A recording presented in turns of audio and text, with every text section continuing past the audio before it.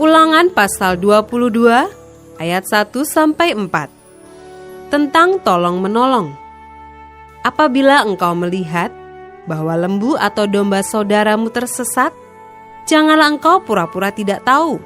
Haruslah engkau benar-benar mengembalikannya kepada saudaramu itu. Dan apabila saudaramu itu tidak tinggal dekat denganmu dan engkau tidak mengenalnya, maka haruslah engkau membawa hewan itu ke dalam rumahmu dan haruslah itu tinggal padamu sampai saudaramu itu datang mencarinya. Engkau harus mengembalikannya kepadanya. Demikianlah harus kau perbuat dengan keledainya. Demikianlah kau perbuat dengan pakaiannya. Demikianlah kau perbuat dengan setiap barang yang hilang dari saudaramu dan yang kau temui. Tidak boleh engkau pura-pura tidak tahu. Apabila engkau melihat keledai saudaramu atau lembunya rebah di jalan, janganlah engkau pura-pura tidak tahu. Engkau harus benar-benar menolong membangunkannya bersama-sama dengan saudaramu itu.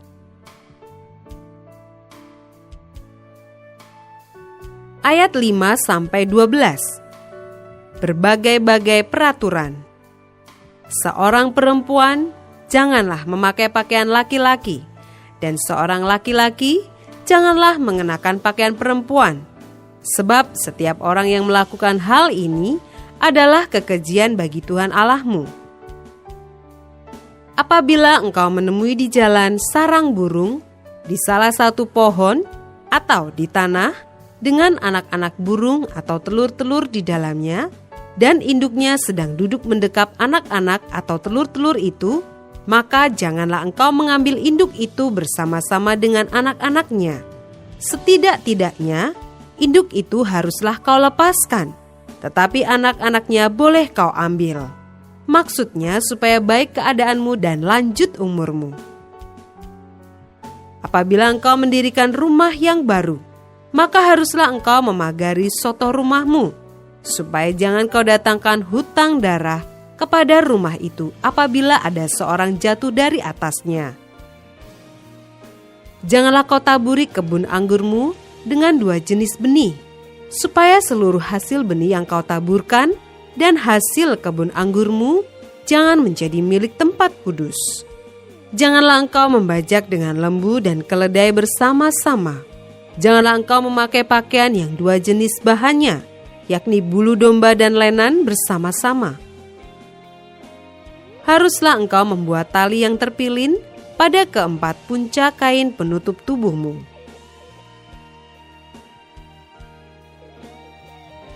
Ayat 13-30. Hukum perkawinan.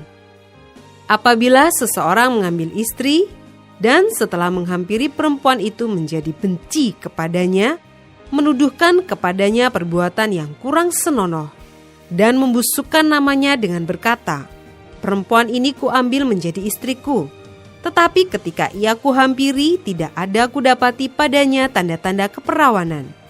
Maka haruslah ayah dan ibu gadis itu memperlihatkan tanda-tanda keperawanan gadis itu kepada para tua-tua kota di pintu gerbang. Dan ayah si gadis haruslah berkata kepada para tua-tua itu, aku telah memberikan anakku kepada laki-laki ini menjadi istrinya. Lalu ia menjadi benci kepadanya. Dan ketahuilah, ia menuduhkan perbuatan yang kurang senonoh dengan berkata, tidak ada kudapati tanda-tanda keperawanan pada anakmu, tetapi inilah tanda-tanda keperawanan anakku itu. Lalu haruslah mereka membentangkan kain itu di depan para tua-tua kota. Maka haruslah para tua-tua kota itu mengambil laki-laki itu, menghajar dia, mendenda dia 100 shikal perak, dan memberikan perak itu kepada ayah si gadis, karena laki-laki itu telah membusukkan nama seorang perawan Israel. Perempuan itu haruslah tetap menjadi istrinya. Selama hidupnya, tidak boleh laki-laki itu menyuruh dia pergi. Tetapi jika tuduhan itu benar, dan tidak didapati tanda-tanda keperawanan pada si gadis, maka haruslah si gadis dibawa keluar ke depan pintu rumah ayahnya, dan orang-orang sekotanya haruslah melempari dia dengan batu, sehingga mati, sebab dia telah menodai orang Israel dengan bersundal di rumah ayahnya. Demikianlah harus kau hapuskan yang jahat itu dari tengah-tengahmu. Apabila seseorang kedapatan tidur dengan seorang perempuan yang bersuami, maka haruslah keduanya dibunuh mati. Laki-laki yang telah tidur dengan perempuan itu dan perempuan itu juga, demikianlah harus kau hapuskan yang jahat itu dari antara orang Israel.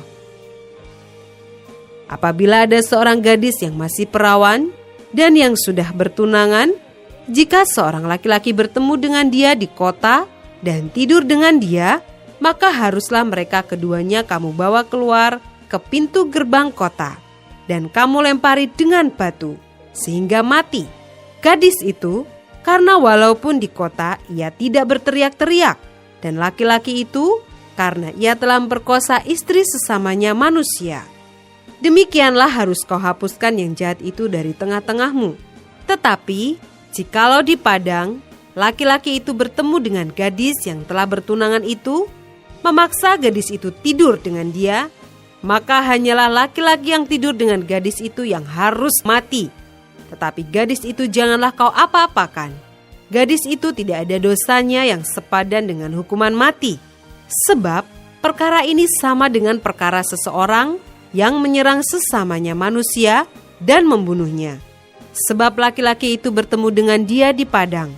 Walaupun gadis yang bertunangan itu berteriak-teriak, tetapi tidak ada yang datang menolongnya. Apabila seseorang bertemu dengan seorang gadis yang masih perawan dan belum bertunangan, memaksa gadis itu tidur dengan dia, dan keduanya kedapatan, maka haruslah laki-laki yang sudah tidur dengan gadis itu memberikan 50 shikal perak kepada ayah gadis itu, dan gadis itu haruslah menjadi istrinya, sebab laki-laki itu telah memperkosa dia. Selama hidupnya tidak boleh laki-laki itu menyuruh dia pergi. Seorang laki-laki janganlah mengambil istri ayahnya, dan jangan menyingkapkan punca kain ayahnya.